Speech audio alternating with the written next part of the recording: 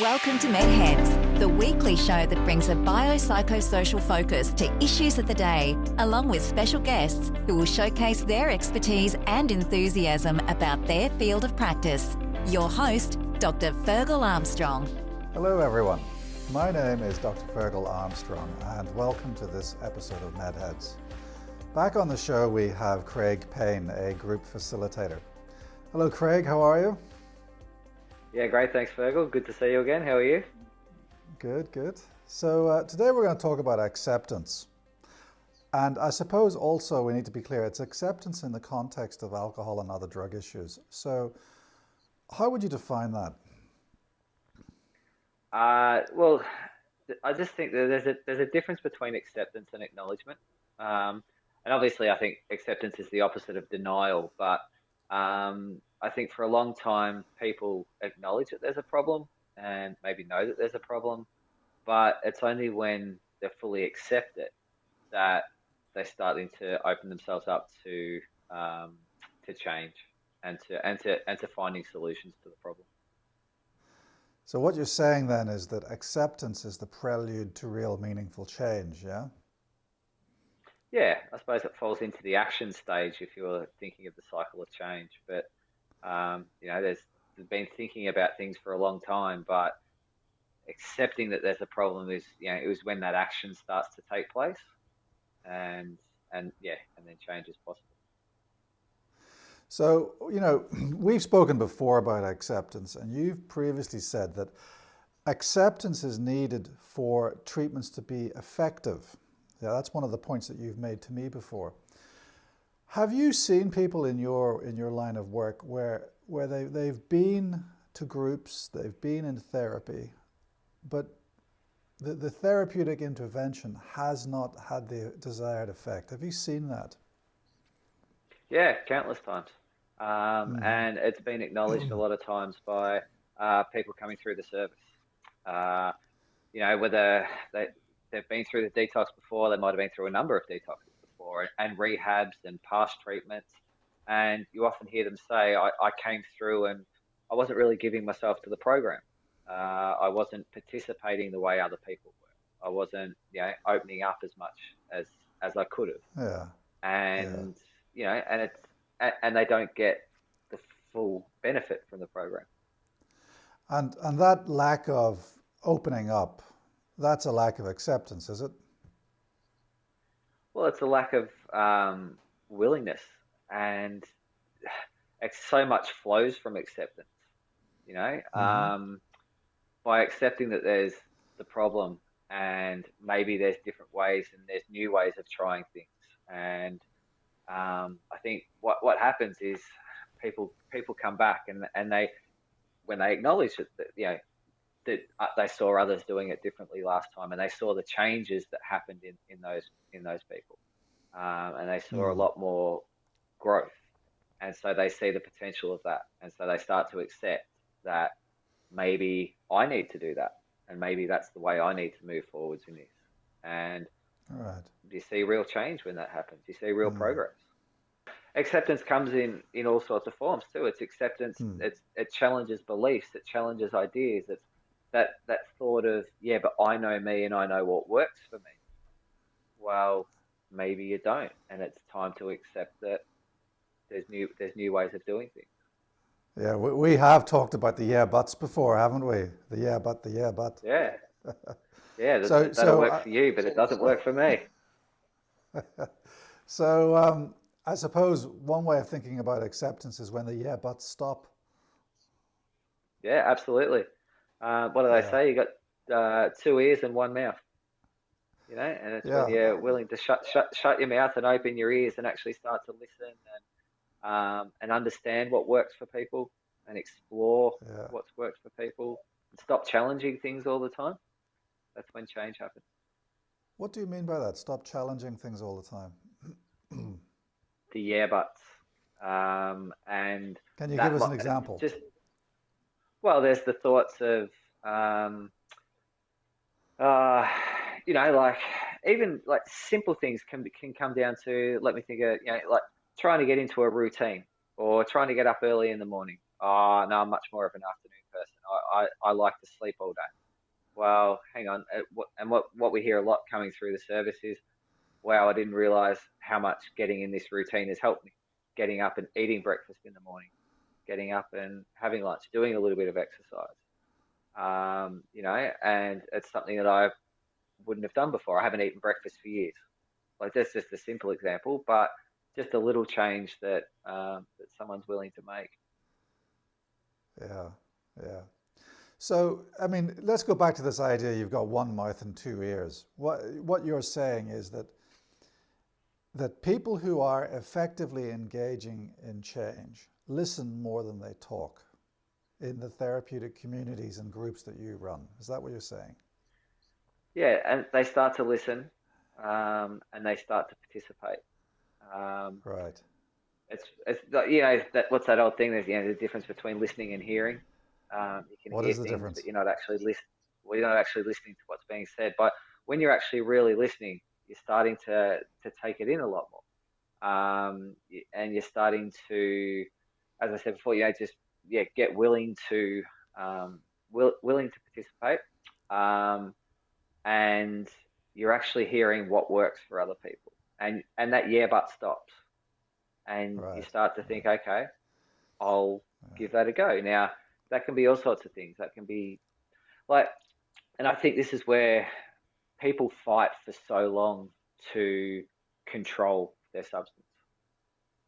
And that acceptance comes around at some stage when they say, all right, I fought for so long to control this, but it actually controls me. And I understand that now because they've listened to what other people have done. They've listened to other people's stories. They've listened to what's worked for other people.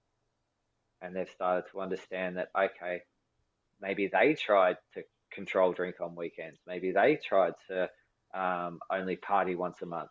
All these things that people tried and Hmm. tried and tried, but weren't willing to accept that, hey, I'm an addict or I'm an alcoholic, so I can't actually control this. And Yeah. that's where they start to put things into place.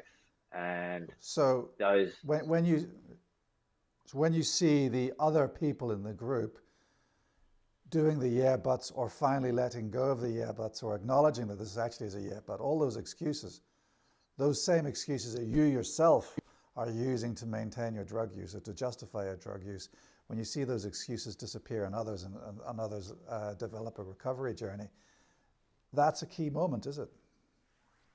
it's a real breakthrough.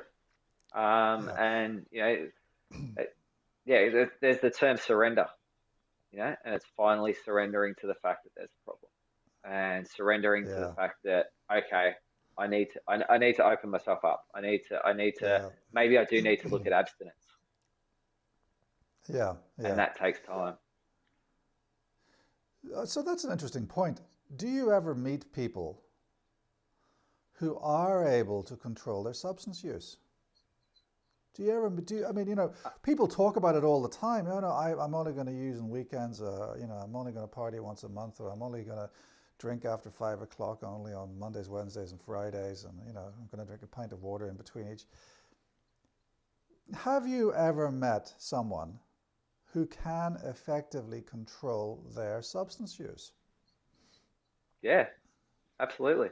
There's plenty of people around, and I think this is when we get to the difference of an alcoholic. What's an alcoholic? What's an addict? And it's that fight to be normal. And this is, there's plenty of people around that can go to a pub and have 2 beers and leave. There's plenty of people around that can go and party once a month. Uh, So what's but the addicts and difference? alcoholics can't. What's the Well, difference? if we can unlock that, we'll have the key to the problem, won't we? But so if you can tell me that, that'd be great, and we'll go down the medical. And this is where the disease model sits, I think, with the addiction as well. Is that there's just a percentage of people that once substances hit their system, it then it takes control, and I think it's that what keeps people trapped in addiction for so long is that want to be normal, whatever the hell normal is, and want to be one of those people that just goes to the pub on a Thursday night once a week, or wants to come home and just have 2 glasses of wine. There's plenty of people out there that exist like that. But the alcoholic, the addict, they can't do that. And that confusion lies, well, people try and think it's willpower. People think it's, that I should be able to control this because I've got every other aspect of my life under control. I'm doing these things and everything's fine. Just when I hit the piss, it all goes out the window. And, surely why can't I just go down there on Friday night? Surely I can just have a beer on the weekend. The alcoholic doesn't have that ability.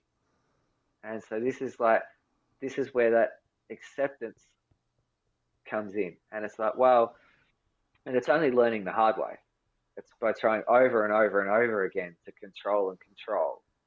And until eventually you just sort of reach a point where it's like, well, I can't control this. This controls me. So maybe I do need to look at abstinence. And again, and even there's a long fight from that point a lot of the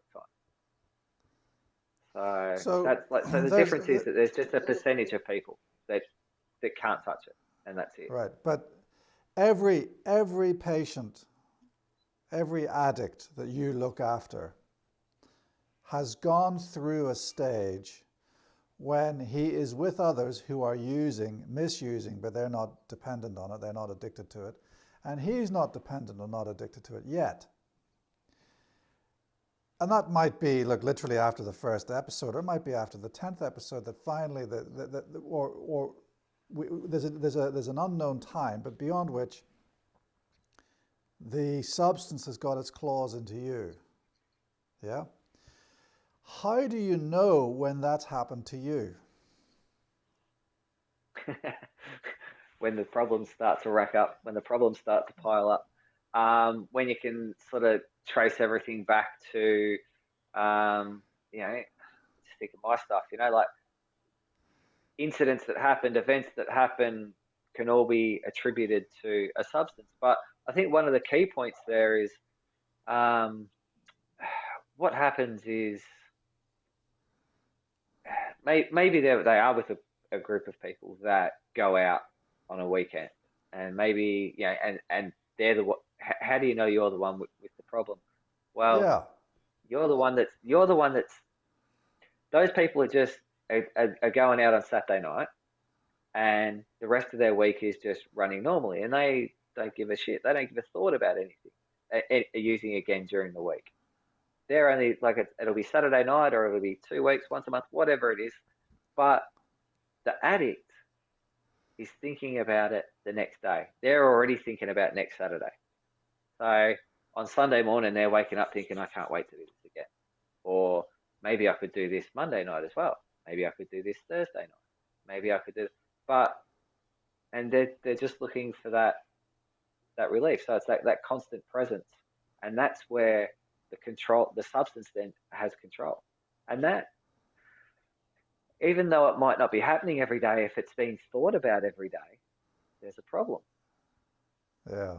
And that's hard to do. Well, I'm not using it every day. Yeah, but maybe the only thing getting you through the week is the fact that Friday night's coming, and all you're thinking about is going out Friday night and partying. And that's the different in the levels of thinking. The other people, they're playing their sport, they're doing all sorts of stuff. They're contributing to family, like all this sort of stuff through the week, which maybe the addict is as well. But their focal point isn't on the substance at the end of the week. Right. And that's where that control's so hard. People fight so hard to control the substance, and if all they're trying to do is like, okay, I'm only going to drink on Saturday night, and when I go to the pub, I'm going to have 6 pots. I'm going to watch the footy, and I'm going to go home. And all week they're just winding up and fighting so hard not to drink on any other night because Saturday's coming. And then Saturday comes, and they have that one, and then they have a bender, and they don't stop for the night because they're unable to just have one or two. That's another diagnostic criteria, if you will. the inability to not have the bender when you finally give yourself permission to use that drug. Because we've discussed how the drug is permeating your thinking all week, and now when you get to the weekend, you can't not have the bender. Is that right?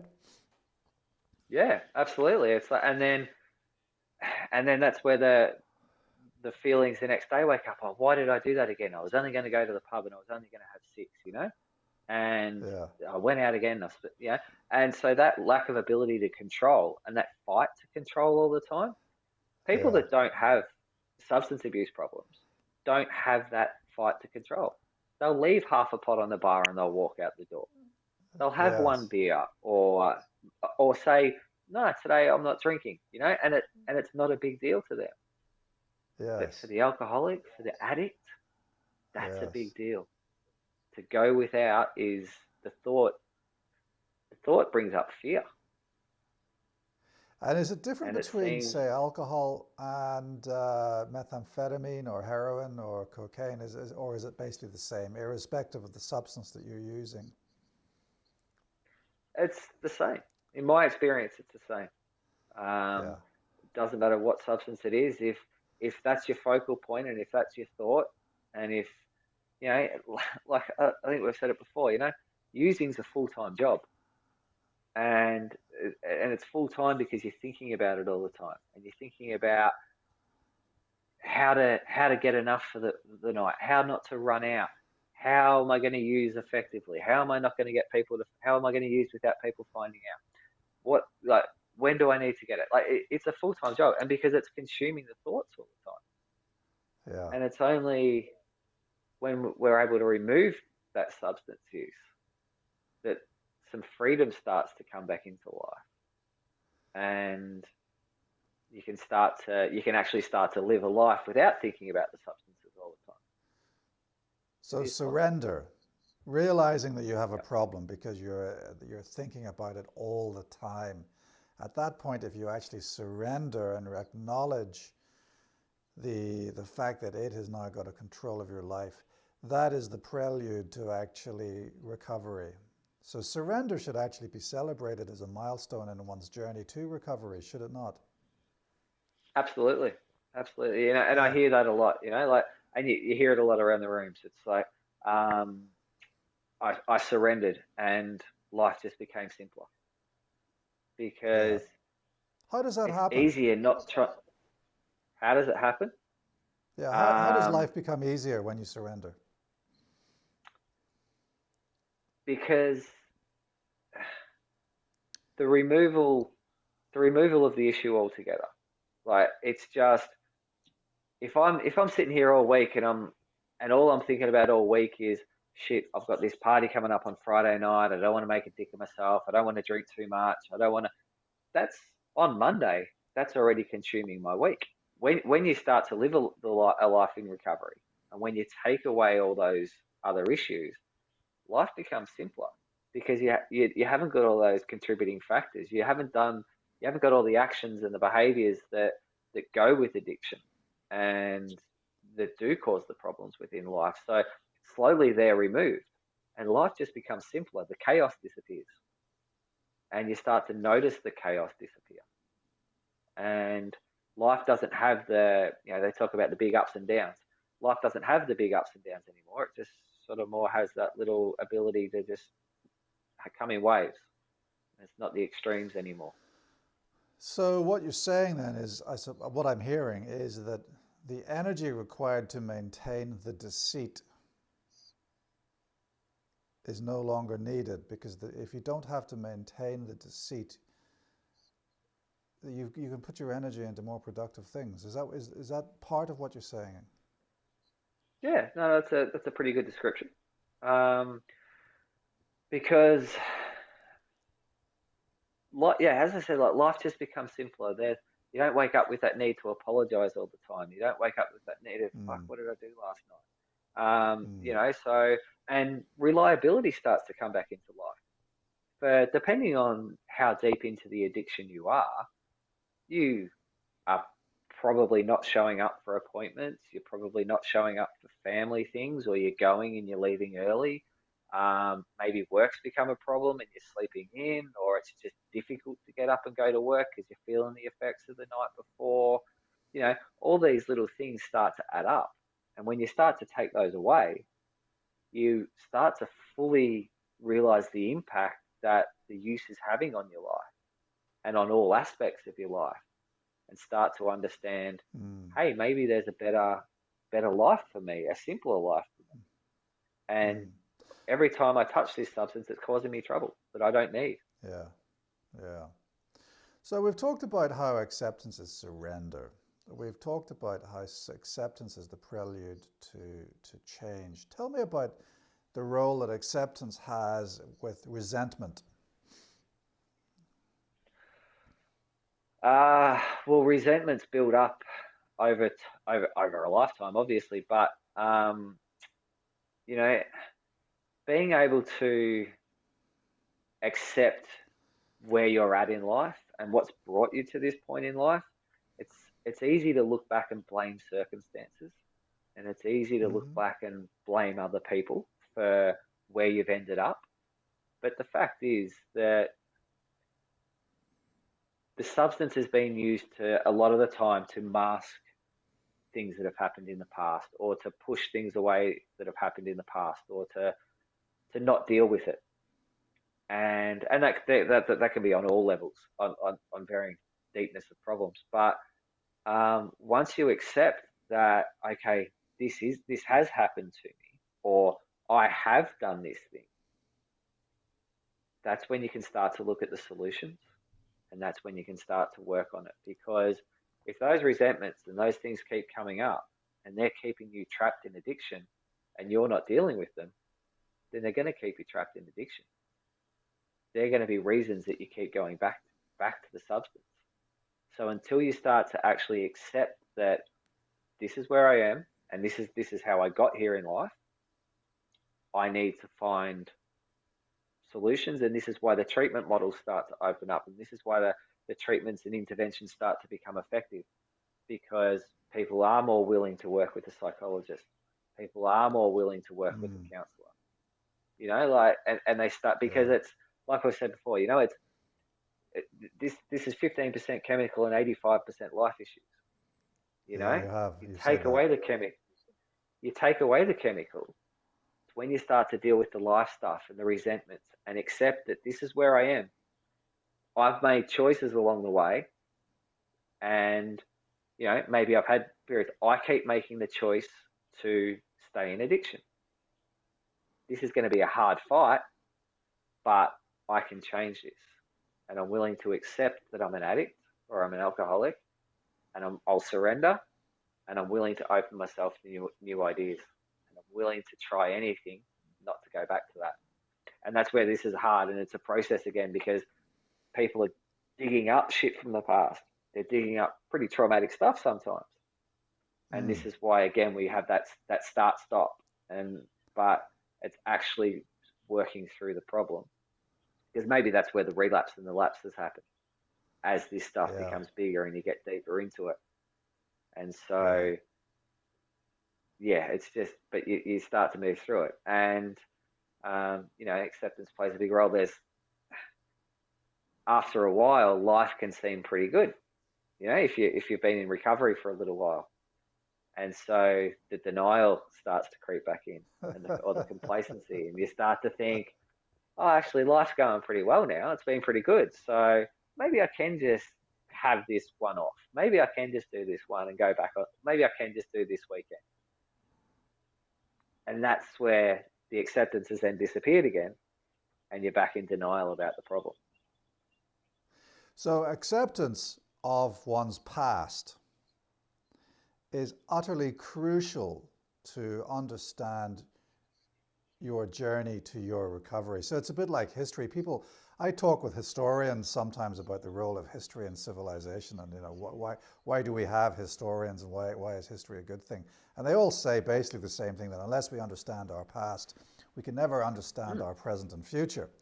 But that's actually true within the concept of AOD, isn't it? Unless you can understand the past, unless you can deal with the trauma that drove you to substance use in the first point, you will then continually be locked in this cycle of substance use dealing with pain and suffering. Because we're all very good at dealing with short-term pain and suffering. It's just the long-term consequences are awful. Yeah, absolutely. It's only when you start to understand your story and you start to become willing to explore that story, that you start to unlock the things that maybe you've pushed away or didn't know. Like we all think we know ourselves really well, but it's great to get other opinions and different perspectives and ideas, because we get trapped in this tunnel vision sometimes, and we need others to open up ideas for us. And so give us an example. This is where the acceptance again of that lack of self-knowledge that we require others to tell us the truth about ourselves. When I'm challenged, I get aggressive. Say, right. let's say that. So don't challenge me, because I'll get aggressive. Well, hang on. What about we work on the aggression and we start to work on different ways of responding to a situation? What about and so that you start to get a better understanding of yourself, and you don't reach that tipping point so quickly, and you don't get aggressive, and then that will remove some of the issues that are caused by the aggression. Because if someone says something and you flip into the aggression straight away, and you start, it can cause arguments, cause problems, and situations escalate really quickly. If you can challenge that behavior and start to accept maybe there's a different way to handle it, and I can actually do that, I can learn that new behavior. People will think, I can't learn how to, this is just me. This is just how I react. And this is how I'm always going to react. No, we're always able to learn new things. And it's challenging that belief. So you talk about aggression. I don't really see that much aggression in my patients. What I see more of is rejection sensitivity. My patients crumble when they feel rejected. How would you help someone with that issue? Come through with boundaries and self-esteem work, and so that to me would, if there's if they're having trouble with rejection, if that's what causes an issue for them, then it'd be working on self-esteem, and working on building up their understanding of self and that confidence within self, and starting to work from that angle. So because we're all going to hear no throughout our lives, and we all need to learn to say no. And and it stops that people-pleasing behaviour. So again, it's challenging that belief, and start building on the self-esteem so that they're able to better handle rejection when it happens. So again, it goes back to acceptance. We have to accept that we are going to live in a world full of rejection, but we have to accept that there is a different way of dealing with that rejection that is not involving the use of substances. Yeah, and accept that maybe there is going to be some hurt. Maybe this is going to be really difficult to deal with for a period of time. And I have to sit in that instead of running off and using a substance that gives me that instant gratification and makes me feel better, but it doesn't change the problem. So Craig, we've run out of time far too quickly as usual. Can you give me a final summary point on your view of acceptance and its role in recovery? Well, I think acceptance is when, as I think we said at the start, acceptance is when you open yourself up to new ideas and treatment becomes possible. Recovery becomes possible. When you start to accept your past, when you start to accept that you have a problem with substance abuse, and you can start to challenge old beliefs, it opens up a whole new level of self-discovery, and it'll open up a whole new level of understanding of self, and that's where recovery will start to happen. Craig Payne, thanks for your pearls of wisdom as ever, and I look forward to chatting with you again soon. Yeah, I look forward to it, Fergal. Cheers, mate. That's it for today's show. My name is Dr. Fergal Armstrong. Thank you for joining us.